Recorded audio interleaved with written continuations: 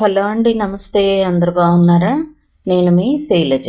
మనం ఎద్దనపూడి సులోచనారాణి గారు రచించిన సుకుమారి నవల చదువుకుంటున్నాం కదా. 5వ భాగంలో ఏం జరిగిందో చూద్దాం. పరీక్ష ఫలితాలు వచ్చాయి. నేను 10th క్లాస్ పాస్ అయ్యాను. బ్రహ్మి పేపర్ తీసుకువచ్చి నంబర్ చూపించాడు. నిజంగానా? నేను పేపర్ లాక్కుని చూశాను. నా నంబర్ కనిపించింది. నేను సంతోషంతో ఉక్కిరిబిక్కిరి అయిపోతూ అమ్మగారు అంటూ అనసూయమ్మ గారి దగ్గరకు పరిగెత్తి పేపర్ చూయించాను. ఆవిడ ప్రశంసాపూర్వకంగా చూస్తూ, వెరీ గుడ్, నువ్వు ఇంకా చదవాలి. నేను నీకు లా చెప్పిస్తాను. నీలో మంచి వివక్షతతో కూడిన తర్కం ఉంది. నువ్వు లాయర్గా బాగా పైకొస్తావు. మొన్న సాయంత్రం వచ్చింది చూడు, రజని అని, కలెక్టర్. ఆ అమ్మాయికి నేనే చదువు చెప్పించాను అంది ఆవిడ. నేను మళ్ళీ రివ్వున బయటికి పరిగెత్తుకొచ్చాను. అక్కడ బ్రహ్మి ఉన్నాడు. నాకెంత ఆనందంగా ఉందో తెలుసా అన్నాను. తెలుసు అన్నాడు చిరునవ్వుతో. ఎంతో చెప్పు అన్నాను. నువ్వు చెప్పలేనంత అన్నాడు. ఎంతకీ సునీత పరీక్ష? అప్పుడు గుర్తొచ్చింది నాకు. పాస్ అయింది. స్టేట్ మొత్తం మీద సెకండ్ వచ్చింది. నేను చెబుదామనుకుంటూ ఉండగానే నువ్వు లోపలికి వెళ్ళిపోయావు అన్నాడు. సునీత ఊర్లో లేదు. బంధువుల ఇంట్లో పెళ్ళుంటే మెడ్రాస్ వెళ్ళింది. నేను పాస్ అయ్యానుగా, నాకు ఇక ఉద్యోగం వచ్చేస్తుందా? బ్రహ్మిని ఆశగా అడిగాను. ఉద్యోగమా? పెద్ద పెద్ద డిగ్రీలు చదివిన వాళ్లే అక్కడ పడిగాపులు పడేడుస్తున్నారు. ఈ బోర్డు 10థ్కి ఎవరు ఉద్యోగం ఇస్తారు? ఏమన్నావు? బోర్డు 10థా? ఏది మళ్ళీ అను. చేతి గోళ్లు చూపిస్తూ అతని మీదికి వెళ్ళాను. నేను ఇంత కష్టపడి చదివితే అలా అంటున్నావా అన్నాను. నీకంటే 1000 రెట్లు కష్టపడి చదివే వాళ్ళు ఎంతోమంది ఉన్నారు. సునీత చూడు, స్టేట్ మొత్తానికి సెకండ్ వచ్చింది. నేను ఆవేశపడబోయి తమాయించుకున్నాను. వెంటనే చక్కని చిరునవ్వుతో, నువ్వేగా సునీత వేరు నేను వేరు అని చెప్పావు. ఆమెతో అస్సలు పోల్చుకోవద్దని లెక్చర్ ఇచ్చావుగా. మళ్ళీ నువ్వే ఎందుకు పోలుస్తున్నావు ఇప్పుడు? బ్రహ్మి జవాబు చెప్పలేనట్లు చూశాడు. అతను ఆ విధంగా అతని మాటలే అతనికి తిప్పికొట్టేనందుకు నిరుత్తరుడు అయిపోయాడు. నాకెంతో ఆనందంగా అనిపించింది. నాకు ఇదో కొత్త అనుభవం. ఎవరేమన్నా ముఖం మీద చిరునవ్వు చెక్కు చెదరకుండా ఎదుటివారి నోరు మూయించేట్టు సమాధానం చెప్పి నోరు మూయించటంలో గల ఆనందం మొట్టమొదటిసారిగా అనుభవం అయింది. నేను ఈ ప్రయోగం బ్రహ్మి మీదనే ప్రయోగించి విజయం సాధించినందుకు రెట్టింపు సంతోషంగా ఉంది. ఒక్క క్షణం ఉండు, ఇప్పుడే వస్తాను అని లోపలికి పరిగెత్తాను. 10 నిమిషాల్లో జడల్లుకుని పూలు పెట్టుకుని మంచి చీర కట్టుకుని ముస్తాబై యువతలకు వచ్చాను. పద అన్నాను. ఎక్కడికి? ఆశ్చర్యంగా అడిగాడు. గుడికి. ఎందుకు? పరీక్ష పాస్ అయితే వస్తానని మొక్కుకున్నాను, అందుకు. అనసూయమ్మ గారిని వెళ్ళి అడిగిరా అన్నాడు. వెళ్ళి అడిగొచ్చాను. ఇద్దరం బయటకు వచ్చాం. గుడి దగ్గరలోనే ఉంది. నడిచి వెళ్తున్నాం. నేను చాలా టీవీగా నడుస్తున్నాను. నేనిప్పుడు చదువురాని మొద్దును కాదు, చదువు వచ్చి పరీక్ష పాస్ అయిన అమ్మాయిని. నా కాళ్ళు భూమి మీద 6 అడుగుల ఎత్తులో నడుస్తున్నట్లుగా ఉంది. నాకేంటి, మనసు నిండా ఉత్సాహం, మేరు పర్వతం అంత ఆత్మవిశ్వాసం. ఈ ప్రపంచాన్ని చిటికన వేలితో జయించగలనన్నంత ధీమా ఉంది. మనస్సు చైతన్యవంతంగా, నాకు నేను ఒక నయాగరా జలపాతం అంత శక్తివంతంగా ఆనందంతో ఉరకలు వేస్తున్న ప్రవాహంలా అనిపిస్తున్నాను. ఇద్దరం గుడికి వచ్చాం. నేను భక్తిగా కళ్ళు మూసుకుని దండం పెట్టాను. స్వామి, ఇంకే పరీక్షలు నేను రాయకుండా నాకు పెద్ద ఉద్యోగం, పేరు ప్రతిష్టలు వచ్చేట్టు చెయ్యి. నువ్వు ఎలాంటి పని అప్పచెప్పినా సంతోషంగా స్వీకరించి చేస్తాను. పరీక్షలకు మాత్రం ఇక చదవలేను. అది చాలా తలనొప్పి వ్యవహారం. రాత్రిళ్ళు మేలుకోవాలి. పరీక్షల ముందు భయంతో జ్వరం. నాకు పరీక్షలు వద్దు స్వామి. పెద్ద ఉద్యోగం మాత్రం చాలా అవసరం. అది ఇప్పించావా? నీకు ఆకుపూజ చేయిస్తాను. నేను భక్తిగా చేతులు జోడించి శ్రద్ధగా కళ్ళు మూసుకుని కోరికల దండకం చదువుకుంటూ పోతుంటే ఎంతలో, ఏమండో ఈ అబ్బాయి గారు అంటూ ఒక పొలికేక వినిపించింది. నేను ఉలికిపాటుగా కళ్ళు తెరిచి తల తిప్పి చూశాను. దూరం నుంచి వీరయ్య పరుగును వచ్చాడు. బ్రహ్మిని బాగున్నారా బాబు అని పలకరిస్తూ నన్ను ఎగాదిగా చూస్తూ గుడ్లు మెటకరించి, ఏమిటేమిటి అమ్మాయి గారా, ఇదెలా సాధ్యం అన్నాడు అయోమయం అయిపోతూ. ఏమైంది వీరయ్య అన్నాడు బ్రహ్మి. అది కాదండి, మరేమో అమ్మాయి గారికి ఒంట్లో బాగా లేకపోతే హైదరాబాద్ తీసుకెళ్లారని, అక్కడ చచ్చిపోయారని అన్నారు కదండి. ఏమిటి, నేను చచ్చిపోయానా? ఇదిగో వీరయ్య మీదికి వెళ్ళబోతుంటే బ్రహ్మి బలవంతంగా వెనక్కలాగాడు. ఎవరో చెప్పారు వీరయ్య ఈ కట్టుకథలు. ఊర్లో అందరూ అన్నారండి. బామ్మగారికి శ్రాద్ధానికి రమ్మనమని టెలిగ్రామ్ ఇచ్చారట. అల్లుడు గారు గుండు గీయించుకుని కర్మ కూడా చేసేశారట. ఏమిటి, అంత పని చేశారా? అయితే నేను ఇప్పుడు దెయ్యాన్ని అన్నమాట. ఇదిగో వీరయ్య, వచ్చి దెయ్యంలాగా వాళ్ళందరినీ పీక్కు తింటానని చెప్పు, తెలిసిందా? బ్రహ్మి వీరయ్యను దూరంగా తీసుకువెళ్ళి ఏదో మాట్లాడి పంపేసి వచ్చాడు. ఏంటా మంతనాలు అన్నాను. నిన్నిక్కడ చూశానని ఎవ్వరికీ చెప్పొద్దని చెప్పొచ్చాను. మేమిద్దరం గుడి మెట్ల మీద కూర్చున్నాం. ఏమిటో నేను పరీక్ష పాస్ అయి అంత ఆనందంగా ఉంటే ఈ వీరయ్య వచ్చి నా చావు కబురు నాకే చెప్పి నా సంతోషం అంతా పాడు చేసేశాడు. అసలు నేను బ్రతికుంటే నన్ను తీసుకెళ్ళలేక వాళ్ళ పరువు దక్కించుకోవటానికి ఎంత దారుణంగా అబద్ధం ఆడతారా? వాళ్ళకెంత ధైర్యం? మా వాళ్ళు మౌనంగా ఉంటారా అన్నాను దిగులుగా. ఆ ఉత్సాహం, జలపాతాలు, ఆ ఆత్మస్థైర్యం, మేరు పర్వతాలు ఏమైపోయినాయో. నేను మామూలు సుకుమారిలా ఉన్నాను. ఇలాంటి మాటలు అస్సలు పట్టించుకోకూడదు. చూడు, బాగా గుర్తుపెట్టుకో, ఒకరి సంగతి మనకు అనవసరం, మన సంగతి మనం చూసుకోవాలి. ఎవరేమన్నా లక్ష్య పెట్టకూడదు అన్నాడు. నేను తల ఊపాను. నేను ఇప్పుడే ఆ పాఠం నేర్చుకుంటున్నాను. అత్తయ్య ఇంటికి వచ్చిందా అడిగాను. తల తిప్పాడు. నేను మీ ఇంట్లో లేనుగా, ఆవిడికి ఇంకెందుకు కోపం? పోనా ఉద్యోగం వదిలేశానని. అదే, దానికి కారణం నేనేగా. నేనేం చెప్పలేకపోయాను. అనసూయమ్మ గారి ఇంటికి వెళ్ళవద్దంటుంది, నీ జోలి పట్టించుకోవద్దంటుంది. అంతకంటే అతను ఇంకేమీ చెప్పలేదు. అయినా తల్లి కొడుకుల మధ్య వాగ్వివాదం బాగానే జరిగి ఉంటుందని అనుకున్నాను. అత్తయ్యకి ఎంతో కోపం వస్తే తప్ప కొడుకుని వదిలిపెట్టదు. మేం తిరిగి వస్తుంటే ఒక బొమ్మల బండి కనిపించింది. బండి అతను ఒక కోతి బొమ్మను ఆడిస్తున్నాడు. స్ప్రింగ్ కదపగానే అది గబగబా నిచ్చెన మెట్లెక్కి వెళ్ళి నిలబడి మళ్ళీ కదపగానే జర్రును కిందకు జారొస్తుంది. ఎంత బాగుందో అన్నాను. బ్రహ్మి వెంటనే బండి దగ్గరకు వెళ్ళి అది కొని తెచ్చిచ్చాడు. ఇదేమిటి, నేను బాగుంది అన్నానే కానీ కావాలి అనలేదుగా. బాగుందన్నయి నువ్వంటే నాకు ఇవ్వాలి అనిపించింది. ఉండని, ఎంతో కష్టపడి చదివి పరీక్ష పాస్ అయ్యావుగా, ఇది నా బహుమతి అన్నాడు. నేను కోతిబొమ్మ స్ప్రింగ్ లాగాను. అది గబగబా నిచ్చెనెక్కి కూర్చుంది. నిన్ను ఎక్కువసేపు అక్కడ ఉండనీయంలే. మళ్ళీ స్ప్రింగ్ లాగాను. అది జర్రును కిందకు జారింది. నేను పక్కపక్క నవ్వుతుంటే బ్రహ్మి, అదృష్టం చేతిలో మనం కూడా ఇంతేనేమో అన్నాడు. నేను పరీక్ష పాస్ అయ్యాను. బ్రహ్మి అన్నది నిజమే. పట్టుదల ఉంటే సాధించలేనిదంటూ ఏదీ లేదేమో. పరీక్ష అయినా జీవితమైనా క్షుణ్ణంగా అర్థం చేసుకుని సిద్ధమవ్వాలి. అప్పుడు మనకు చాలా ధైర్యంగా ఉంటుంది. జీవితం కూడా ఒక పరీక్షే.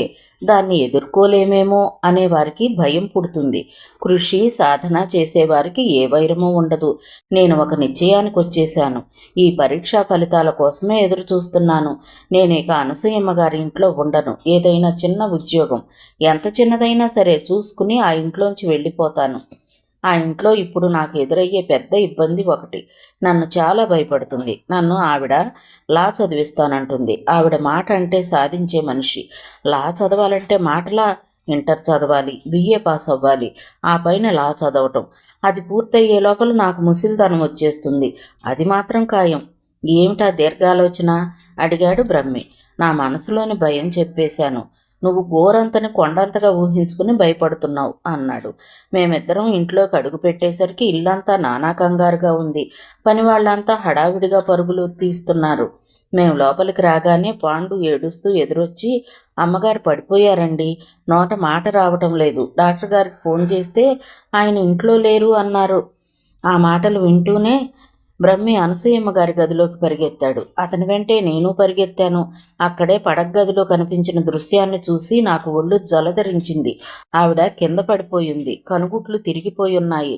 నోట్లోంచి పెద్దగా మూలుగు వినిపిస్తుంది.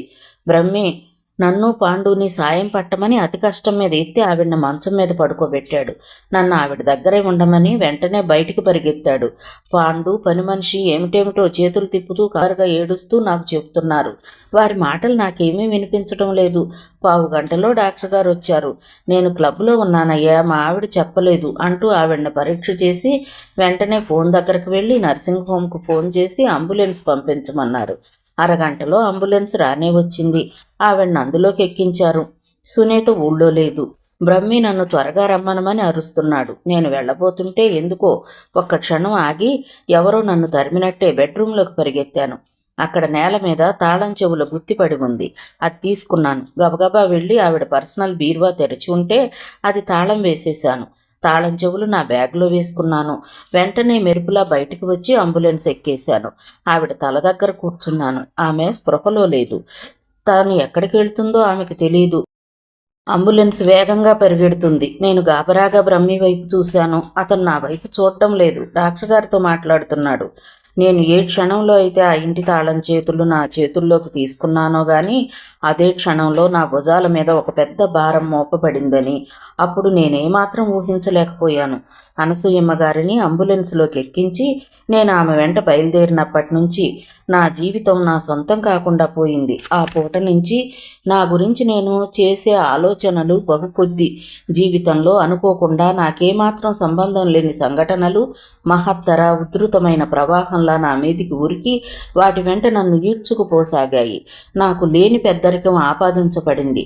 ఒక బాధ్యత గల వ్యక్తిగా ప్రతి మాటని ఆచి తూచి మాట్లాడాల్సిన ఆరిందలాగా నన్ను ఆ సంఘటనలు మలిచివేయసాగాయి. నా ఇష్టాల ప్రసక్తే లేకుండా పోయింది. అనసూయమ్మ గారిని హాస్పిటల్లో చేర్పించిన మరుక్షణమే డాక్టర్ గారు ఆవిడకి పెరాలసిస్ స్ట్రోక్ వచ్చిందని, కుడివైపు భాగం అంతా చచ్చుపడిందని అన్నారు. ఆమె త్వరగా అందాల్సిన వైద్య సహాయం అందజేస్తున్నారు. బ్రహ్మిని మెడ్రాస్ ఫోన్ చేసి సునీత ఎక్కడ ఉందో కనుక్కుని వెంటనే బయలుదేరి రమ్మని చెప్పాను. ఇంటికి ఫోన్ చేసి పాండుని తలుపులన్నీ జాగ్రత్తగా వేసి తాళం చెవులు తెచ్చి నాకు ఇమ్మని పురమాయించాను.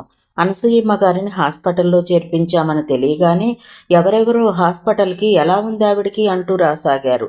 డాక్టర్ గారు నన్ను పిలిచి, సుకుమారి, ఎవరినీ లోపలికి రానివ్వద్దు, ఇప్పుడు నేను చూడటానికి వీల్లేదు, ఏదో ఒకటి చెప్పి పంపించేసేయ్ అని ఆదేశించారు. వచ్చిన వాళ్ళెవరో బ్రహ్మీకి తెలియదు. వాళ్ళంతా దాదాపు అందరూ నాకే తెలుసు. ఎవరికి ఎలా చెప్పాలో నమ్రతగా చెప్పి పంపివేస్తున్నాను. ఇక్కడ ఉండొద్దు ప్లీజ్, కావాలంటే ఇంటికి వెళ్ళి మళ్ళీ ఫోన్ చేయండి అంటూ పంపేసరికి నా తల ప్రాణం తోక్కొస్తుంది. నేను డాక్టర్ గారి ఆదేశం ప్రకారం ఆవిడ దగ్గరే కూర్చున్నాను. మంచం మీద స్పృహ లేకుండా ఈ శరీరంతో ఏమాత్రం పొత్తు కుదరనట్లుగా ఏదో లోకంలో వ్యధ చెందుతూ ఆరాటపడుతున్న ఆమెను చూస్తుంటే నాకు చాలా జాలి వేసింది. పాపం, చిన్న వయసులో తనని హింసించే భర్తను వదిలేసి ఎదురు తిరిగి వచ్చి తన జీవితం సుస్థిరం చేసుకుంది. మాలాంటి ఎందరికో చల్లని చెట్టులో ఆశ్రయం ఇచ్చి నీడను కల్పించింది. ఆమె జీవితంలో ఆమె ఏ ఆనందం అనుభవించిందో కానీ చాలామందికి సహాయం, మమకారాలు అందించి వారు జీవితాలు నిర్మించుకుని ఆనందంగా ఉంటే తాను ఆనందం పొందినట్టు సంబరపడిపోయింది. అందరినీ కలుపుకుని జీవితం అంతా సందడిమయం చేసుకుని ఒంటరితనాన్ని చేతికర్ర చూపించినట్టు బెదిరించి పరిగెత్తిచ్చింది. ఆమెను చూస్తుంటే ఎందుకో తెలియదు కానీ చాలా జాలి కలగసాగింది. బ్రహ్మి ఎప్పుడు అంటూ ఉంటాడు, అనసూయమ్మ గారు ఎండని తాను కాసి బాటసారులకు నీడనిచ్చే చెట్టులాంటి మనిషి అని. నీడనిస్తున్నాననే ఆనందంతో తృప్తిపడి ఎండని భరిస్తున్నాను అనే బాధను మర్చిపోవటానికి చూస్తారట. ఈమెకు నేను చాలా రుణపడి ఉన్నాను అనిపించింది. మర్నాటి పొద్దునికి సునీత వచ్చేసింది. అపస్మారక స్థితిలో ఉన్న ఆంటీని చూడగానే నన్ను పట్టుకుని బావురుమని ఏడ్చేసింది. నేను సునీతను దగ్గరకు తీసుకుని ధైర్యం చెప్పాను. సునీత, ఆంటీ ఇన్నాళ్ళు మనల్ని కన్న తల్లిలా చూశారు, ఇప్పుడు మనం ఆమెను చూడాలి అన్నాను. సునీతను ఓదారుస్తూ ఉండగానే ఫోన్ వచ్చింది అని నర్సు పిలిచింది. ఫోన్లో మాట్లాడుతూ ఉండగానే డాక్టర్ గారి పిలుపు. డాక్టర్ గారు చెప్పింది వింటుండగా ఎవరో వచ్చారని వార్డు బాయ్ పిలవటం. ఆ వచ్చిన వారితో చెబుతూ ఉండగానే నర్సు వచ్చి అర్జెంటుగా మందులు తీసుకురావాలి, డబ్బు ఇవ్వమనటం. ఇలా ఊపిరాడకుండా ఒక పని వెంట ఒకటి. సునీతకి తాళం చెవులిచ్చి ఇంటికి వెళ్ళి డబ్బు తమ్మంటే నాకు అవేం తెలియవు, నువ్వే చూసుకో అంది. ఆంటీ దగ్గర కూర్చుని ఏడుస్తూ. సునీత తాళం చెవుల వైపు కూడా చూడలేదు. నేను కారులో ఇంటికి పరిగెత్తి బీరువాలో ఉన్న డబ్బు తెచ్చాను. నేను సునీత చేత బలవంతంగా కాస్త అన్నం తినిపించాను. నాకు అమ్మా నాన్న చిన్నప్పుడే పోయారు, ఆంటీ తప్ప ఎవ్వరూ లేరు అని ఏడుస్తుంటే ఓదార్చాను. ఆంటీకి ప్రాణాపాయం లేదన్నారుగా, అది చాలా సంతోషించాల్సిన విషయం కదా, గుర్తు చేశాను. సునీత అవునన్నట్లుగా తల ఊపింది. నౌకర్లందరూ బెంబేలు పడిపోయినట్టుగా బయట నిలబడి వేచి చూస్తున్నారు. నేను వారిని పంపి ఉస్సూరుమంటూ అక్కడ బెంచి మీద కూర్చున్నాను. సుకుమారి, బ్రహ్మి పిలిచాడు. నేను తిరిగి చూశాను. బ్రహ్మి నా ఎదురుగా ఉన్నాడు. రా, కొద్దిగా భోజనం చెయ్యి అంటూ టిఫిన్ గిన్నె నా ఎదురుగా పెట్టాడు. నాకు ఆకలిగా లేదు. అలా అనకు, కొద్దిగా తిను బలవంతం చేశాడు.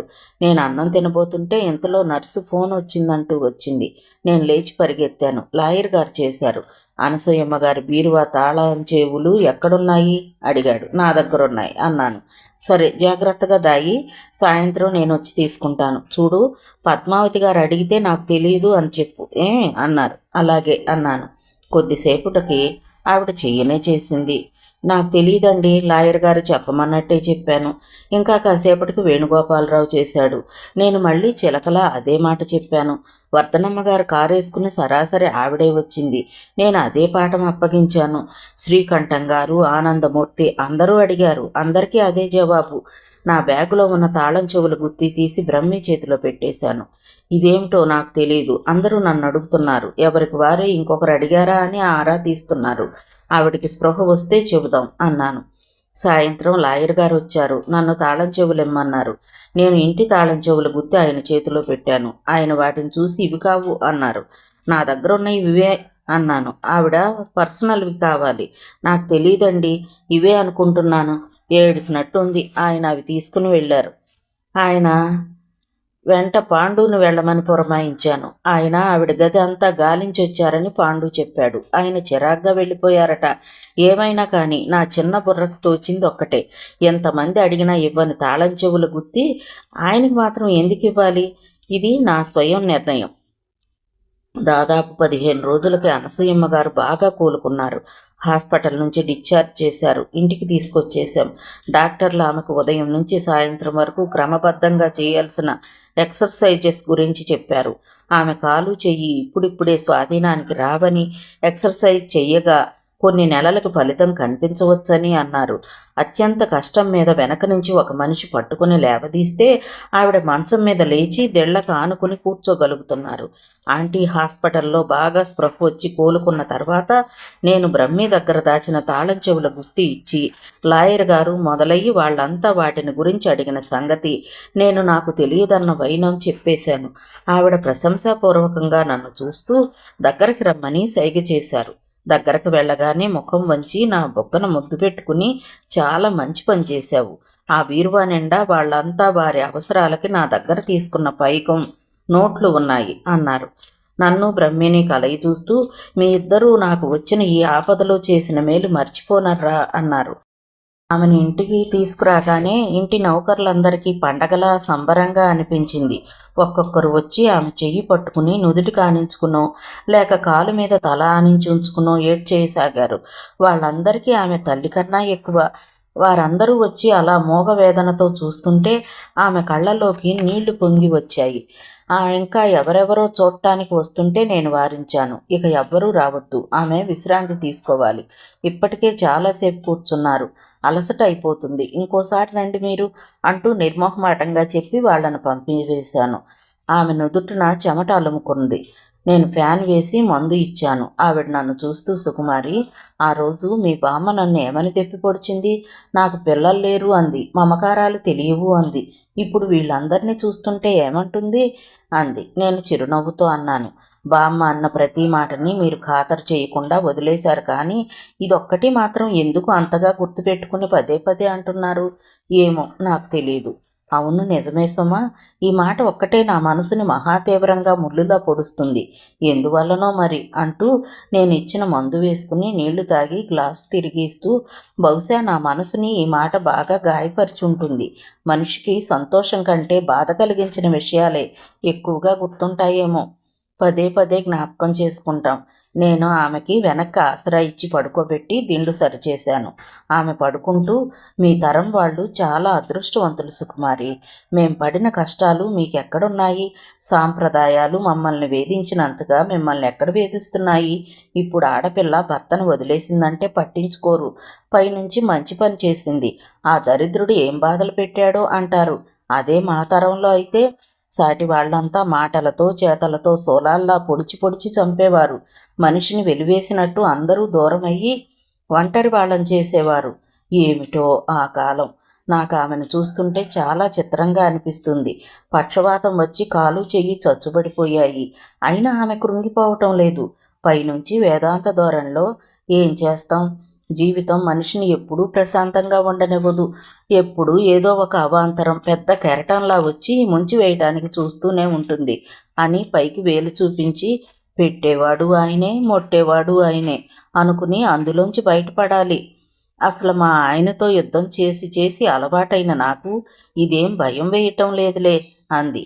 నాకు ఆవిడ మాటలకి నవ్వు వస్తుంది. ఆవిడ భర్త నుంచి విడాకులు తీసుకుని కొన్ని సంవత్సరాలైంది. అయినా ఆ జ్ఞాపకాల నుంచి మాత్రం విముక్తి చెందలేదు. ఆమె స్వతంత్రం పొందాననుకుంటుంది, కానీ అది ఎంతవరకు అని నాకు సందేహం కలుగుతూ ఉంటుంది. ఇంతలో సునీత గదిలోకి వచ్చింది. వెనకే బ్రహ్మి కూడా వచ్చాడు. సునీత చేతిలో అప్లికేషన్ ఫారాలున్నాయి.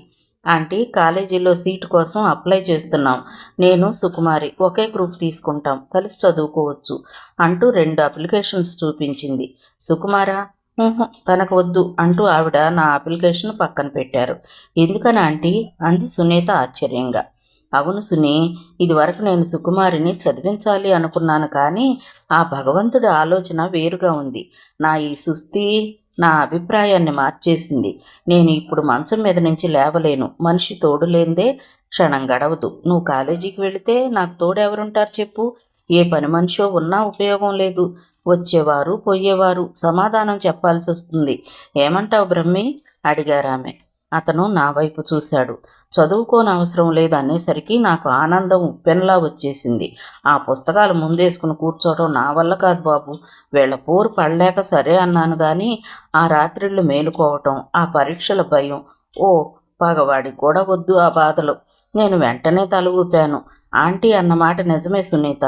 మనిద్దరిలో ఎవరో ఒకరు తప్పకుండా ఉండాలి. నేనుంటాను అన్నాను, పెద్ద త్యాగం చేస్తున్న దానిలా. చూస్తూ లోపల మాత్రం ఆ బాధ పోయినందుకు చాలా ఆనందంగా ఉంది. బ్రహ్మి నా ఈ నిర్ణయం నేను చెప్పేయగానే అక్కడి నుంచి వెళ్ళిపోయాడు. మాస్టారు, నేనే గ్రూప్ తీసుకోను? సునీత కూడా అతని వెంటే వెళ్ళింది. అనసూయమ్మ గారు దగ్గరకు రమ్మని పిలిచి నా చెయ్యి అందుకుంది. సుకుమారి, నీ భవిష్యత్తుకి అడ్డుపడుతున్నానేమో, చాలా బాధగా ఉంది అంది ఆవిడ నిట్టూరుస్తూ. ఏం చెప్పను, విధి వైపరీత్యం అంటే ఇదేనేమో.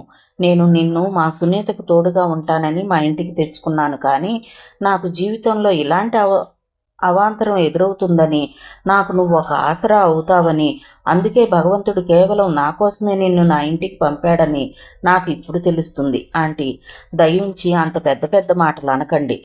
దగ్గర అంత సాయం పొందిన నేను ఈ చిన్నది చేయటం గొప్ప కాదు అంటుంటే నా కంఠం గద్గదిక్కమైంది. ఆ మాటలు నేను మనస్ఫూర్తిగానే అన్నాను. ఆమె సాయం చెయ్యకపోతే నేను ఆ నరకంలో నుంచి ఈ జన్మకు బయటపడేదాన్నా?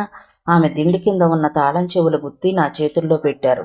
చూడు, నన్ను, సునీతని, ఈ ఇంటి గౌరవాన్ని నీకు అప్పగిస్తున్నాను. నాకు తెలుసు నువ్వింకా చిన్నపిల్లవే. నీకు ఇది వయసుకు మించిన బరువే. ఏం చేస్తాం? కొంతమందికి అదృష్టమో దురదృష్టమో చాలా చిన్న వయసులోనే పెద్ద బాధ్యతలు నెత్తి మీద పడతాయి. అది భగవదనుగ్రహం అనుకుని చిరాకు పడకుండా ఆ బాధ్యతలని గ్రహింపు చేసుకుని ఆ శ్రమకు ఓర్చుకుంటే పెద్దయిన తర్వాత తప్పకుండా మామూలు మనుషులకు దొరకని ఫలితాలు దొరుకుతాయి. నువ్వు కూడా ఇలాంటి వ్యక్తివే అవుతావనుకుంటున్నాను. మీరు నిద్రపోండి ఆంటీ, డాక్టర్ గారు ఏమని చెప్పారు? విశ్రాంతిగా ఉండమని అనలేదు అంటూ ఆమె దిండును సరిచేశాను. వేసుకున్న మందు పనిచేస్తున్నట్లుంది. ఆమెకు నిద్రమత్తు ఆవరిస్తున్నట్లుగా కళ్ళు మూసుకున్నారు. నేను ఆమె గది తలుపులు దగ్గరగా వేసి యువతలకు వచ్చాను. ఎదురుగా వంట మనిషి ఎదురైంది. సాయంత్రం భోజనానికి వంట అంది. ఇంట్లోకి పద, కూరలు ఏమున్నాయో చూస్తాను. ఆంటీకి సూప్ తప్పకుండా చెయ్యాలి. సునీతకి వేపుడు కూర లేనిదే అన్నం ముద్ద దిగదు అంటూ వంటింట్లోకి వెళ్ళాను. వంటింట్లో పని చూస్తూ ఉండగానే ఇంతలో గౌరమ్మ అనే ఆమె వచ్చింది. ఆమె పాలు అమ్ముకోవటానికి ఆంటీ దగ్గర అప్పు అడిగి జెర్సీ ఆవు ఒకటి కొనుక్కుంది. నెల నెల పైకం కొంత తిరిగి చెల్లిస్తూ ఉంటుంది. ఆమె డబ్బు ఎంత కట్టాలో నాకు తెలుసు. ఫైల్ తీసుకొచ్చాను. డబ్బు ఇంకా ఎంత కట్టాలో లెక్క చూసి చెప్పమంది. లెక్క వేసేసరికి నా తల ప్రాణం తోక్కొచ్చింది. ఈ లెక్కలే నేను బుర్ర బద్దలు చేసుకోవాల్సి వస్తుంది. తప్పులు పోతే ఇంకేమైనా ఉందా? 100 జన్మలు ఈ ఇంట్లో పని చేసినా తీరదు. చీకటైంది. ఇంట్లో లైటు వేస్తుంటే బ్రహ్మి వచ్చాడు. పద, నాతో బయలుదేరు అన్నాడు. ఎక్కడికి? ఆశ్చర్యంగా అడిగాను. నా గదికి. నేను ఇంకా ఆశ్చర్యంగా చూశాను. నీ గదిగా? ఎందుకు? పనుంది అన్నాడు దారి తీస్తూ. నేను సునీత్తో చెప్పి నేనిప్పుడే వచ్చేస్తాను, ఆంటీ నిద్రపోతున్నారులే, 8:30కి మళ్ళీ మందు ఇవ్వాలి అన్నాను. నేను చూస్తాలే, నువ్వు వెళ్ళిరా అంది. నేను చెప్పులేసుకుని బ్రహ్మి వెంట బయలుదేరాను. ఇద్దరం బస్సులోనే వెళ్ళాం. అతను అవతల సీట్లో, నేను ఇటువైపు సీట్లో కూర్చున్నాం. నేను అతని వైపు చూశాను. అతని ముఖం చాలా సీరియస్గా ఉంది. నాకు తెలుసు అతను ఏం మాట్లాడతాడో. నీకు బుద్ధి ఉందా లేదా? చదువు మానేస్తావా? అతను గదిలో నన్ను కూర్చోబెట్టి అటు ఇటు పచార్లు చేస్తూ గట్టిగా మాట్లాడుతూ కోపగించుకోవటం నా కళ్ళ ముందు కనిపిస్తుంది. దానికి చెప్పటానికి సమాధానాలు నేను సిద్ధంగానే పెట్టుకున్నాను. నాకేం భయం అనుకోసాగాను. బ్రహ్మి ఇల్లు మారాడని తెలుసు గాని ఇంత ఇరుకు సందుల్లో ఈ మూల ఎంత చిన్న గది అని నాకు తెలియదు. అబ్బా, ఇక్కడ ఎలా ఉంటున్నావు? చిరాగ్గా అన్నాను. ఇది అద్దె తక్కువ అన్నాడతను. నేను లోపలికి వచ్చాను. ఒక్కటే గది, దాని పక్కన చిన్న గది. అదేమిటి, వంట ఇల్లా? నేను మాట పూర్తి చెయ్యలేదు, మధ్యలోనే ఆగిపోయాను. ఆ చిన్న వంటగదిలో చేతులు తుడుచుకుంటూ ఒక వ్యక్తి గదిలోకి వస్తుంది. నా కళ్ళని నేను నమ్మలేకపోయాను. ఒక్కసారి చిన్నపిల్లలా పరిగెత్తుకొచ్చి కౌగిలించుకున్నాను. అమ్మా! నా కంఠంలో ఏడుపు, ఆనందం రెండూ ఒకేసారి వచ్చేశాయి. అమ్మ నన్ను గుండెలకు హత్తుకుంది, తల మీద ముద్దు పెట్టుకుంది. అమ్మా అనే మనిషి ఉందని నీకు అసలు గుర్తుందా అంది. అమ్మకు ఎందుకు గుర్తులేదు? రోజు గుర్తొస్తావు, నేనే నీకు గుర్తులేను. ఒక్కసారి కనీసం ఉత్తరమైనా రాయించలేదు అన్నాను నిష్ఠూరంగా. అమ్మ నిలబడలేనట్లు అక్కడున్న మంచం మీద కూర్చుని నన్ను కూర్చోబెట్టి ఒడిలోకి నా తలను లాక్కుంది. అబ్బా, అమ్మ ఒడి ఎంత హాయిగా ఉంది! ఇలా హాయిగా అనిపించి నాకు ఎన్నో ఏళ్ళైనట్లుగా ఉంది. బామ్మకు ఒంట్లో బాగాలేదు తెలుసా అంది అమ్మ నా జుట్టు నిమురుతూ. ఆవిడ సంగతి నా దగ్గర ఎత్తకు అన్నాను. పెద్దవాళ్ళని అలా అనకూడదు. ఎందుకు అనకూడదే? తప్పులు చేస్తే పెద్దవాళ్ళైతే మాత్రం అనకూడదా? జరిగిందేదో జరిగింది, మన ఇంటికి వెళ్ళిపోదాం రా అంది. నేను చివ్వున ఆవిడ ఒళ్ళోంచి లేచాను. కోపంగా అన్నాను. నాకు తెలుసు, నువ్వు నన్ను చూడటానికి రాలేదు, బామ్మ పంపిస్తే వచ్చావు, అంతేనా? అలా కాదు, ఇలా రా కూర్చో. మా తల్లివిగా బామ్మకి నేను ఇక్కడికి వచ్చినట్లు తెలియనే తెలియదు. కడుపులో నొప్పి తగ్గటం లేదు, పెద్ద డాక్టర్కు చూపిస్తానంటే విశాలమ్మ పిన్నితో వచ్చాను. బామ్మ నీ కోసం కలవరిస్తున్నారు తల్లి. జరిగిందేదో జరిగింది, అది మనందరి దురదృష్టం. ఇందులో మీ బామ్మ తప్పు కూడా లేదు. ఆ మధ్యవర్తి అలా మోసం చేశాడు, అది నా తప్ప?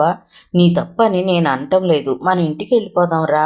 అమ్మ నా గడ్డం పట్టుకుని బతిమలాడుతూ, ఒకరి ఇంట్లో ఇలా పడి ఉండాల్సిన కర్మ నీకేంటి?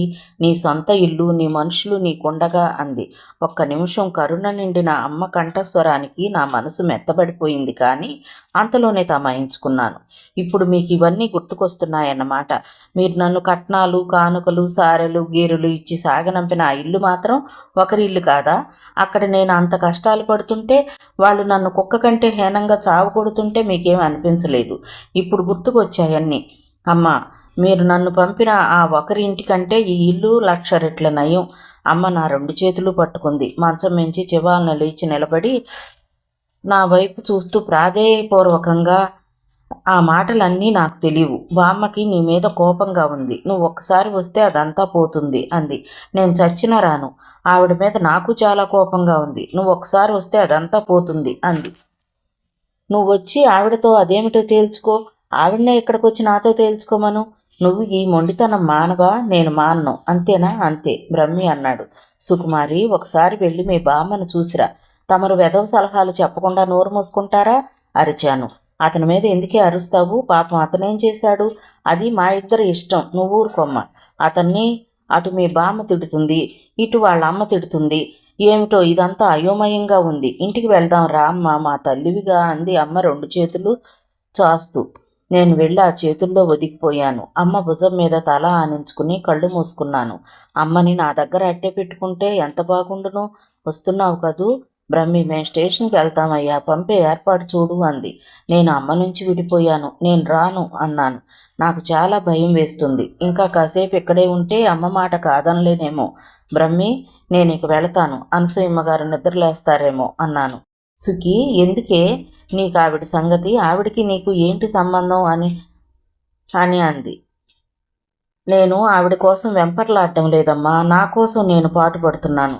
మేము ఇంతమంది ఉండగా ఉన్నారు, మీరు ఉంటే నేను అన్ని బాధలు పడుతుంటే చూస్తూ ఎందుకు ఊరుకున్నారమ్మా? నేను నిలదీసేసరికి అమ్మ జవాబు చెప్పలేకపోయింది. సుకుమారికి కాఫీ ఇవ్వండి అత్తయ్య అన్నాడు బ్రహ్మి. ఇప్పుడే తెస్తాను నాయన అంది అమ్మ.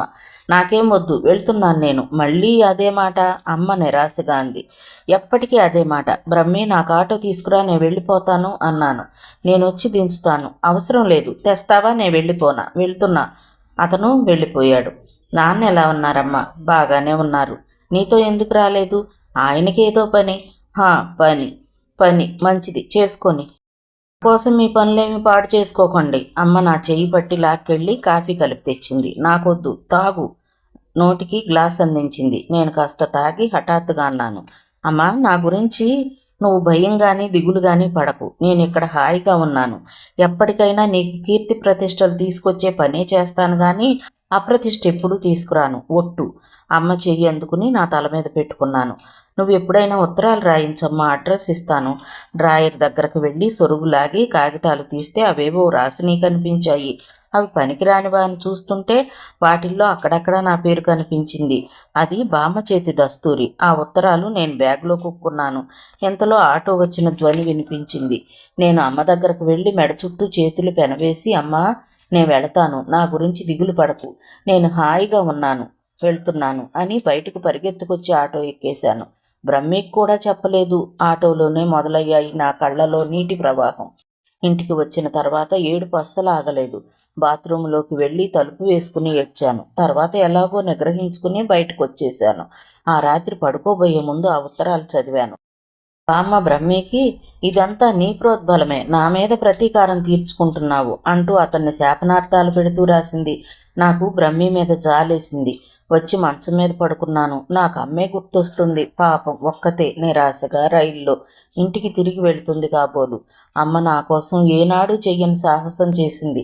నన్ను ఇంటికి తీసుకువెళ్ళటానికి ఒంటరిగా ప్రయాణం చేసి వచ్చింది. వెళుతుంది. నాకు అమ్మ నిస్సహాయత అర్థమైంది. కానీ నేనేం చెయ్యను? అమ్మంటే నాకెంతో ఇష్టం, కానీ బాధ పెడుతున్నాను. ఆ రాత్రి చాలా ఏడ్చాను. ఏడుస్తూ చివరికి నన్ను నేనే ప్రశంసించుకున్నాను. అసలు నేను ఎందుకు ఏడవాలి? దానికి మూల కారణం ఏంటి? నేను శోధించుకుంటూ వెళ్ళిన కొద్దీ ఆలోచనల పీటిక తరచి చూసిన కొద్దీ నా ఏడుపు తగ్గసాగింది. మీకు కూడా ఇదే చెప్తున్నాను.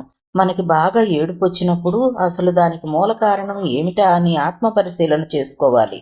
అప్పుడు ఏడుపు అనేది మనల్ని అంతగా కృంగదీయదు. నా జీవితం ఎందుకు ఎగుడు దిగుడయిందో నాకు తెలియదు, కానీ నేను నడక మాత్రం ఆపటం లేదు. అవతల ఇంకా కొద్ది దూరం నడిచిన తరువాత ఇంకేదైనా లభిస్తుందేమోననే ఆశ, అదొక ఆత్మవిశ్వాసం, ఈ రెండే నన్ను నడిపించసాగాయి. అనసూయమ్మ గారి పనులు చూడటం నాకు సులభంగానే అభ్యాసమైపోయింది. ఆమె నాకు అంత ప్రాధాన్యత ఇస్తున్నందుకు మిగతా వారికి కాస్త కినుకగానే ఉంది. నేను మాత్రం అత్యంత శ్రద్ధతో చాకచక్యంతో ఆమె చెప్పిన పనులు ఆమె ఊహించిన దానికంటే బాగా చేసి ఆమెను మురిపింపచేస్తున్నాను. ఈ అలవాటు నాకు చిన్నప్పటి నుంచి వచ్చింది. మా బామ్మని కానీ బ్రహ్మిని కానీ నేను కోరుకున్న పనులు వారి చేత చేయించాలంటే నేను వారితో ఎంతో మంచిగా ఉంటాను. వారికి ఇష్టమైన సంభాషణలే చేసి పనులు చేసి పెట్టి మురిపించేసి నా ఇష్టం జరిపించుకునేదాన్ని. మా బామ్మ అప్పుడప్పుడు ఇది గ్రహించి ఓ శిరాక్షసి అనేది. నేను ప్రస్తుతం అదే మంత్రం ఇక్కడ పఠిస్తున్నాను. నాకు అనసూయమ్మ గారి దగ్గర ఉండటం క్షేమం అనిపించింది. నేను ఊరికే ఒక ఉద్యోగిలా ఆవిడ చెప్పే పని చేసి జీతం తీసుకునే విధంగా లేను. ఆవిడకి నేనంటే ప్రాణం కంటే ఎక్కువగా ఉండేలా చూసుకోసాగాను. ఆమె తన పనులు చాలా వరకు నా చేతనే చేయిస్తున్నారని చెప్పాను కదా. భాగ్యమ్మ గారి లాంటి వాళ్ళకి చాలా కంటగింపుగా ఉంది. సుకుమారి వయసులో చిన్న అయినా తెలివిలో పెద్ద ఆరెందా అంటూ సూటిపోటీగా ఏదో ఒకటి అంటుండేవారు. ఆ రోజు ప్రథమంగా అనసూయమ్మ గారి తరపున నేను ఒక మీటింగ్కి వెళుతున్నాను. జుట్టు పైకి దువ్వి ముడివేసుకుని చీర అందంగా కట్టుకుని ఫైలు పట్టుకుని వెళ్లే ముందు వచ్చి ఆంటీ ఎదురుగా నిలబడ్డాను. ఆమె నన్ను చూసి వెరీ గుడ్ అంటూ మెచ్చుకున్నారు. నేను వెళ్తుంటే మరీ అంత నిటారుగా నడవకు, కాస్త మామూలుగా నడు అంటూ వెనక నుంచి హెచ్చరించారు. నేను కాస్త పొట్ట వంచి నడవసాగాను. అయ్యో రామా, మరీ గూని పెట్టేస్తున్నావు అన్నారు. నేను నిటారుగానే నడవసాగాను. అసలు ఒకళ్ళ విమర్శలు పట్టించుకోకూడదు, మన దారిన మనం ఉండాలి అనుకున్నాను. నేను మీటింగ్కి వెళ్ళినప్పుడు చేయాల్సిన పనులు ఆంటీ క్షుణ్ణంగా చెప్పారు. నేను నా గదిలో అద్దం ముందు డ్రామాలో ఒక సీన్లా అభినయం చేసి ప్రాక్టీస్ చేసుకున్నాను. ఎంత ప్రాక్టీస్ చేసినా, ఆంటీ ఎంత ధైర్యం చెప్పినా తీరా ఫైలు పట్టుకుని కారులో వెళుతుంటే గుండెలు పీచు పీచు మనసాగాయి. ఆంటీ ఇచ్చిన ప్రోత్సాహం, ధైర్యం గుర్తు చేసుకోసాగాను.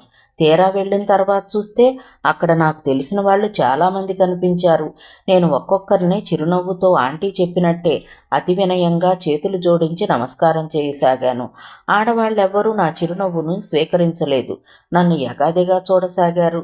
వాళ్ళ చూపులు చూస్తుంటే నేనేదో వేషం వేసుకుని రంగు పులుముకుని వచ్చినట్టు, నా అసలు సంగతేమిటో వారికి తెలిసినట్టు ఉంది. వారి ధోరణి నాకు చాలా ఇబ్బందిగా అనిపించింది. ఆ ఇబ్బందిలో ముఖాన చిరునవ్వు వాడకుండా పారిపోతానంటుంది. నేనలా తెగమకపడుతూ నవ్వుదామా వద్దా అని సంశయిస్తుండగా నా రిపోర్ట్ చదవాల్సిన టైం వచ్చింది. నేను లేచి నిలబడి దాన్ని అత్యంత క్షుణ్ణంగా గడగడ క్లాస్ రూంలో విద్యార్థి చదివే పాఠంలా చదివేశాను. కొంతమంది మగాళ్ళు బొగ్గన చెయ్యి ఆనించుకుని ప్రసన్నంగా చూస్తూ ఉంటే ఆడవాళ్లు కొంతమంది ముసిముసి నవ్వులు నవ్వసాగారు. నేను చదవటం పూర్తి చేయగానే సుధాకర్ అనే డాక్టర్ గారు చప్పట్లు కొడుతూ అందరూ కొట్టండి అన్నారు. అందరి చేతులేవో తప్పనిసరిగా చప్పుడు చేసినట్టు వినిపించకుండా కొట్టారు. నేను ఇంటికి వచ్చి ఆంటీకి జరిగిందంతా చెప్పేశాను. ఏం పర్వాలేదు, 1-2 సార్లు వెళితే నువ్వు వాళ్ళందరికన్నా బాగా ప్రవర్తిస్తావంటూ నన్ను వెన్నుతట్టారావిడ. నేను కూని రాగం తీస్తూ బట్టలు మార్చుకోవడానికి నా గదిలోకి వచ్చాను. అక్కడ దృశ్యాన్ని చూసి ఆశ్చర్యపోయాను. అక్కడ టేబుల్ మీద అల్లిక పట్టపరిచి దాని మీద ఒక చిన్న కేక్ పెట్టి ఉంది. నేను ఆశ్చర్యంగా చూస్తూ ఉంటే తలుపు పక్కన దాగి ఉన్న సునీత యువతలకు వచ్చి హ్యాపీ బర్త్డే టు యూ అంట పాట పాడసాగింది. సునీత ఇంట్లో లేదు, మొన్న నాగార్జున సాగర్ వెళ్ళింది. ఎప్పుడు వచ్చావు అన్నాను ఆనందంగా. ఇంత క్రితమే అంటూ ఒక గులాబీ పువ్వు ఇచ్చింది. ఇంతలో బ్రహ్మి కూడా ఇంకో తలుపు పక్క నుంచి వచ్చాడు. హ్యాపీ బర్త్డే అన్నాడు మొహమాటంగా. ఇదేమిటి, ఈరోజు నా పుట్టినరోజా అన్నాను ఆశ్చర్యపడుతూ. పరిగెత్తికెళ్ళి క్యాలెండర్ చూశాను. అవును, ఈరోజు జూన్ 6వ తేదీ. నీకెన్నేళ్ళు అంటోంది సునీత. నాకు తెలీదు అన్నాను. 19 వస్తాయి అన్నాడు బ్రహ్మి. ఏమిటి, నాకప్పుడే అన్నేళ్ళు ఆ గుండెల మీద చెయ్యి వేసుకుని ఆశ్చర్యపోయాను. నాకేంటో ముసలమ్మనైపోయినట్టుగా అనిపిస్తుంది. ఇన్ని సంవత్సరాలు గడిచిపోయాయి. ఈ ప్రపంచంలో నాకే తెలీదు. అసలు హైదరాబాద్ అయినా చూడలేదు. నేను అన్న తీరికి సునీత పక్కున నవ్వింది. కొవ్వొత్తులు వెలిగించి నా చేత ఊదించి నా చేయి పట్టుకుని కేక్ కోయించింది. నేను సునీతకి ఇస్తుంటే కాదు, మొదట మాస్టార్కి అంది. పరిగెత్తుకు వెళ్ళి కెమెరా తెచ్చింది. బ్రహ్మి నేను ఇచ్చినది నాకే తినిపిస్తుంటే సునీత కెమెరా క్లిక్కుమనిపించింది. మళ్ళీ దాన్ని తిప్పి దూరంగా వెళ్ళి కిటికీలో పెట్టి పరిగెత్తుకు వచ్చి నా పక్కన నిలబడింది. క్లిక్మంది. సుకుమారి, మనం భోజనానికి హోటల్కి వెళ్తున్నాం అంది. నిజంగానా అన్నాను. బ్రహ్మి దగ్గరకు వచ్చాడు.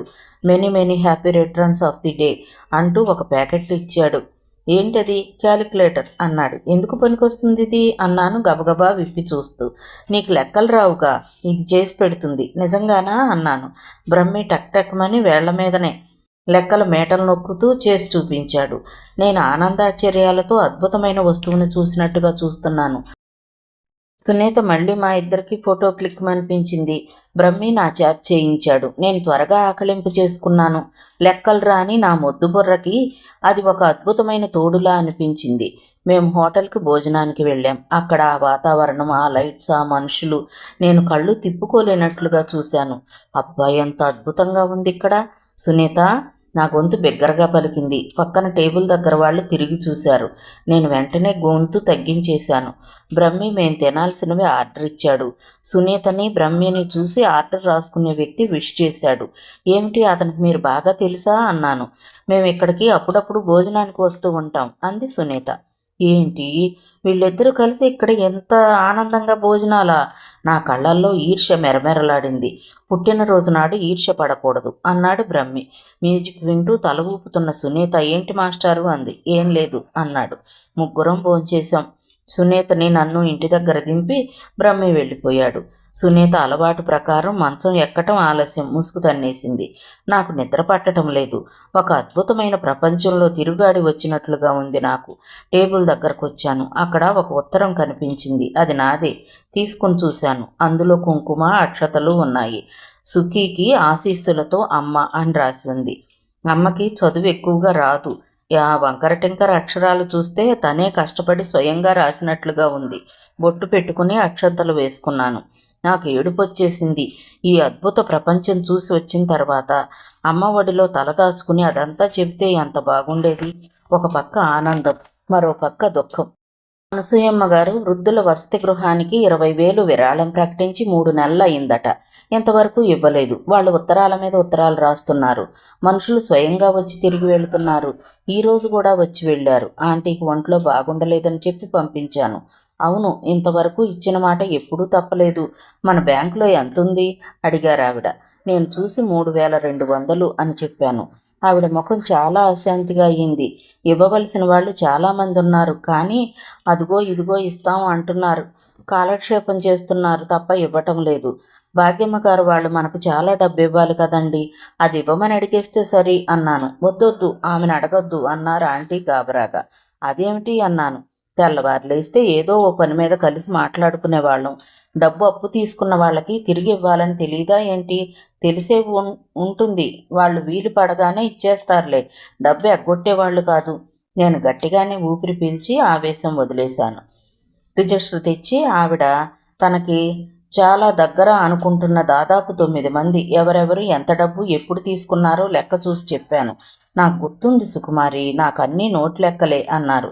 నేను క్యాలిక్యులేటర్ తెచ్చి వాళ్ళందరి దగ్గర నుంచి అసలు వదిలేసి కేవలం వడ్డీ మాత్రమే ఎంత రావాలో లెక్కలు వేశాను. కళ్ళు పెద్దవి చేసి చూస్తూ బాపురే, 64,832 రూపాయలు అన్నాను. అంత డబ్బు రావాలా అన్నారామె. ఇంత డబ్బు రావాల్సి ఉంటే మీరు ఇబ్బంది పడ్డం ఏంటి? నాకు బాగాలేదు. అసలు వాళ్ళకి వీలైనప్పుడు ఇస్తారు, కనీసం వడ్డీలో కొంతైనా ఇవ్వమని అడుగుదాం. వద్దులే, బాగుండదు అన్నారావిడ మొహమాటంగా.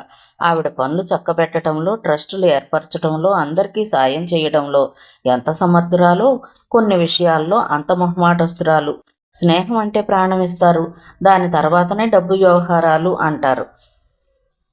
ఆంటీని అడగలేదు. నేనే నోటీస్ రాయించి టైప్ చేయించి అందరికీ సర్క్యులర్ పంపేశాను.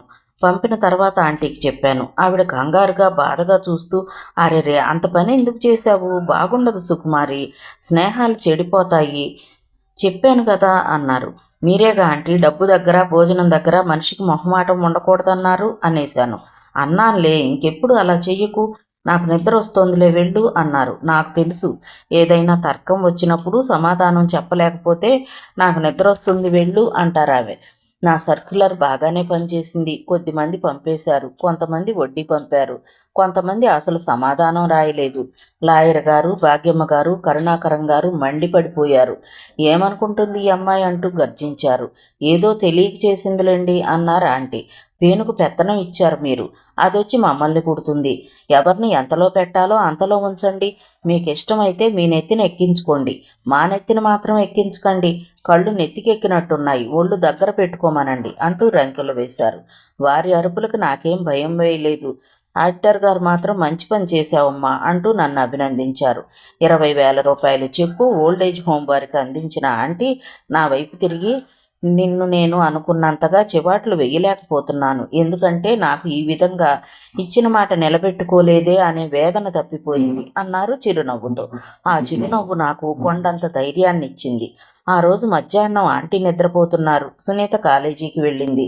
నేను ఇంటి జమా ఖర్చులు రాస్తున్నాను. ఇంతలో ఫోన్ మోగింది. నేను తీశాను. హలో అన్నాను.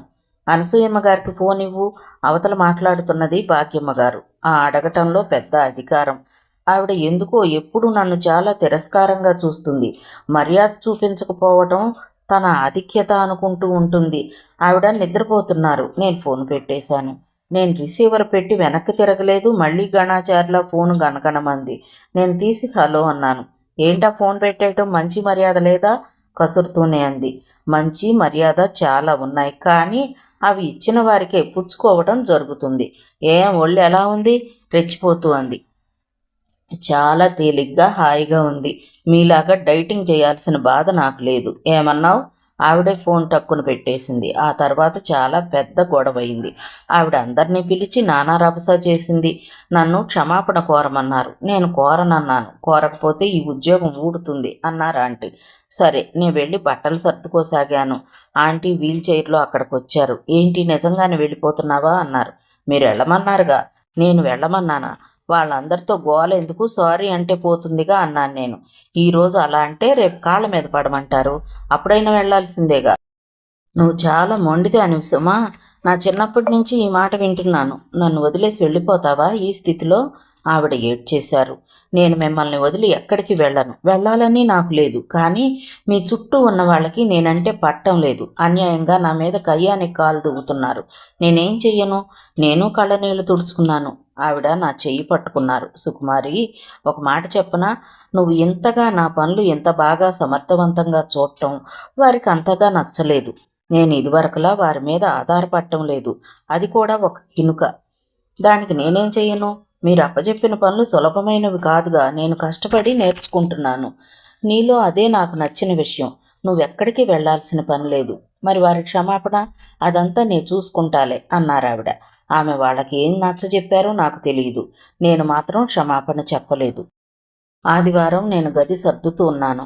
ఇంతలో కాలింగ్ బెల్ మోగింది. నేనే వెళ్ళి తీశాను. ఎదురుగా తెల్లని బట్టలతో, ముఖానికి నల్లని కళ్ళద్దాలతో, పసిమి ఛాయతో ఒకతను నిలబడి ఉన్నాడు. హలో, సునీతుందా అన్నాడు. అతని కంఠం, ఆ అడిగే తీరు నా నరాల్లో విద్యుత్ ప్రవహించినట్లయింది. మామూలుగా 1,00,000 యక్ష ప్రశ్నలు వేసే నేను ఒక మాట రాని మూగబొమ్మలా రండి కూర్చోండి అంటూ ఆహ్వానించి లోపలికి వెళ్ళబోతూ ఆగి తిరిగి వచ్చి అతనికి ఫ్యాన్ వేశాను. ఓహో, థ్యాంక్ యూ అన్నాడు. మళ్ళీ నా శరీరం నుంచి చిరు అలలులాగా విద్యుత్తు పరుగు. నేను లోపలికి వెళ్ళాను. సునీత అప్పుడే తలస్నానం చేసి వచ్చి జుట్టు తుడుచుకుంటూ బయటకు వచ్చింది. ఎవరో వచ్చారు అన్నాను. ఎవరు తెలీదు, తెల్లగా పొడుగ్గా. ఓ, రవి వచ్చాడా? మెరుపులా పరిగెత్తింది. నేను అప్రయత్నంగా వెనకే వెళ్ళాను. హలో సునీత. అతను లేచి నిలబడి విష్ చేశాడు. హాయ్ రవి అంది. డిస్టర్బ్ చేశానా అన్నాడు. నో అంది. వెనక్కి తిరిగి సునీత నన్ను చేయిపట్టి లాక్కొచ్చి పరిచయం చేస్తూ సుకుమారి అంది. ఓ, వినగానే పేరే చాలా బాగుంది అని అనుకున్నాను. పేరు కంటే మనిషి ఇంకా బాగున్నారు సుకుమారి. ఇతను రవికృష్ణ, మా బంధువు అంటూ చెప్పింది. కూర్చోండి, కాఫీ తెస్తాను అన్నాను.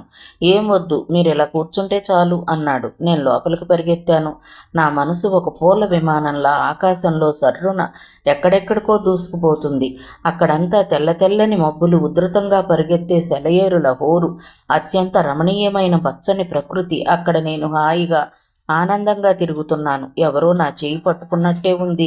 తిరిగి చూస్తే రవికృష్ణ. నన్ను చూడగానే నవ్వాడు. ఓహ్, ఏం చిరునవ్వు! ప్రేమపూరితమైన జలపాతం అది. నేను అందులో తడిసిపోతున్నాను, కొట్టుకుపోతున్నాను. ఏమిటి, లోపలికి వచ్చిన దాన్ని మళ్ళీ బయటికి రాలేదు అంది సునీత. నేను ఉలిక్కిపడి ఈ లోకంలోకి వచ్చాను. సారీ, కాఫీ ఇప్పుడే తెస్తాను అన్నాను. ఎవరికి కాఫీ? అదే రవికృష్ణకు. నా గొంతు కమ్మని కలల్లో నుంచి పలుకుతున్నట్లుగా అస్పష్టంగా ఉంది. అతనెక్కడ ఉన్నాడు? ఎప్పుడో వెళ్ళిపోయాడు అంది. వెళ్ళిపోయాడా? ఉలిక్కిపడ్డాను. నేను నా గదిలోకి వచ్చాను. ఆ ఫైల్స్, ఆ అకౌంట్ పుస్తకాలు చాలా పేలవంగా, ఒక్క మాటలో చెప్పాలంటే ఏమాత్రం ఉత్సాహం ఇవ్వని జడ పదార్థంలా ఉన్నాయి. ఇంతలో పక్క గదిలో నుంచి టేప్ వినిపించసాగింది. కొత్త టేప్ అది. నేను సునీత గదిలోకి వెళ్ళాను. సునీత పాటలు వింటూ డాన్స్ చేస్తుంది. నేను వెళ్ళి అక్కడే నిలబడ్డాను. బాగుందా? రవి ఇచ్చాడు అంది డాన్స్ చేస్తూనే. చాలా బాగుంది అన్నాను. మళ్ళీ కళ్ళ ముందు పూల విమానం, పచ్చని ప్రకృతి, ఇంద్రధనస్సు కనిపిస్తున్నాయి. ఇంతలో ఫోన్ మోగింది. సునీత తీసింది. మిగతా కథ తరువాతి భాగంలో చూద్దామండి. కథ విన్నందుకు ధన్యవాదాలు. ఈ నవల మీకు నచ్చితే ఒక లైక్ చేయండి, షేర్ చేయండి, నా ఛానల్ని సబ్స్క్రైబ్ చేసుకోండి, నన్ను సపోర్ట్ చేయండి. మీరు ఇచ్చే ఒక్క లైక్ నాకు, నా ఛానల్కి ఎంతో సపోర్ట్ని ఇస్తుందండి.